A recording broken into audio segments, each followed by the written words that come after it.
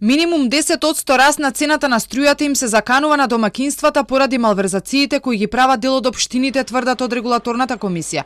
Појаснуваат дека на новата цена уште не почнало да се работи и во овој процент не се пресметани трошоците на енергетските компании, но за ваквиот евидентиран скок, Бислимовски прстот го впери во општините. За да ги скусат своите трошоци за струја, формирале јавни претпријатија преку кои електричната енергија за уличното осветлување ја добиваат од Евана по цена за домакинствата. Со тоа велат од регулаторна за 4 месеци направиле трошок од над 30 милиони евра, кој сега регулаторот бара начин како да не го вкалкулира во новата цена која ќе треба да ја плаќаат граѓаните од 1 јули.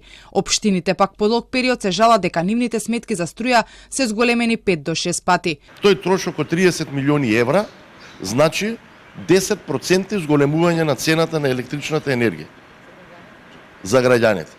Тој трошок регулаторната комисија за енергетика сега ќе го префрли назад кај сите тие општини. Ниту на крај на памет не ми е повторно тој товар да го превземе регулаторната комисија за енергетика. Во меѓувреме регулаторна работи на креирање на новиот тарифник за електрична енергија. Бислимовски открива дека се разгледува опцијата над 250 киловат-часови потрошувачка во периодот на скапа струја, на граѓаните да им се пресметува по повисока цена.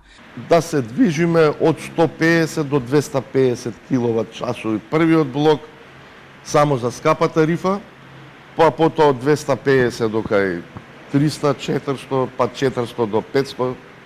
Во тие се последни анализи правиме, бидејќи правиме анализи на постоечката одлука и ги распределуваме блоковите во насока да има што е можно поголемо олеснување кај домаќинствата. За формирањето на новата цена, дел од енергетските компании веќе ги доставија пресметките на трошоците до регулаторна, но колку ќе плаќаат граѓаните во следните 6 месеци, најмногу ќе зависи од тоа каква цена ќе понуди ЕСМ.